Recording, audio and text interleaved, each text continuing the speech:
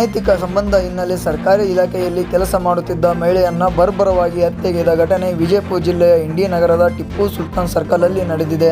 India ಸರ್ಕಾರಿ ಇಲಾಖೆಯಲ್ಲಿ ಕೆಲಸ ಮಾಡುತ್ತಿದ್ದ 30 ವರ್ಷದ ರೇಣುಕಾ ಸಾಹೇಬಣ್ಣ ಕನ್ನೋಳಿ ಹತ್ಯೆ ಆದವರು. ಇನ್ನು ಬೈಕ್ ಮೇಲೆ ಹೋಗುತ್ತಿದ್ದ ವೇಳೆ ಸಂಜು ಬನಸವಾಡಿಯಿಂದ ಹತ್ಯೆ ಮಾಡಿದ್ದಾನೆ.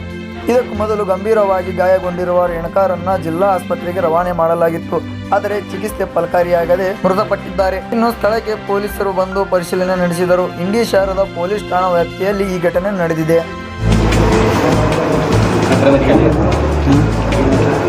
ಏನು ಸರ್, ಬೆಳಗ್ಗೆ ಬಿಟ್ಟಿದ್ದಾರೆ 5 ಗಂಟೆಗೆ, ಅಲ್ಲಿ 7:30 ಬಂದು ಅಲ್ಲಿ ಚಾಕು ಹೊರಗೆ ಅಲ್ಲಿ ಫೋನ್ ಹಚ್ಚಲ್ಲಿ ನೈಟ್ ತೊಗೊಂಡ್ಬಂದಿರ್ತೀವಿ ಇಂಡಿ ಒಳಗೆ.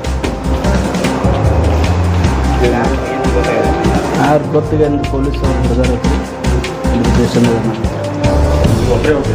ಅಕ್ಕ ಡೈಲಿ ಒಬ್ಬರಿಗೆ ಹೋಗಿ ಬರ್ತಾಳೆ, ಒಂದೊಂದು ಟೈಮ್ನಾಗ ಹೋಗಿ ತೊಗೊಂಡ್ಬರ್ತೀನಿ, ಬಿಟ್ಟು ಬರ್ತೀನಿ. ಇವತ್ತೇ ಹೋಗಿಲ್ಲ ಕೆಲಸ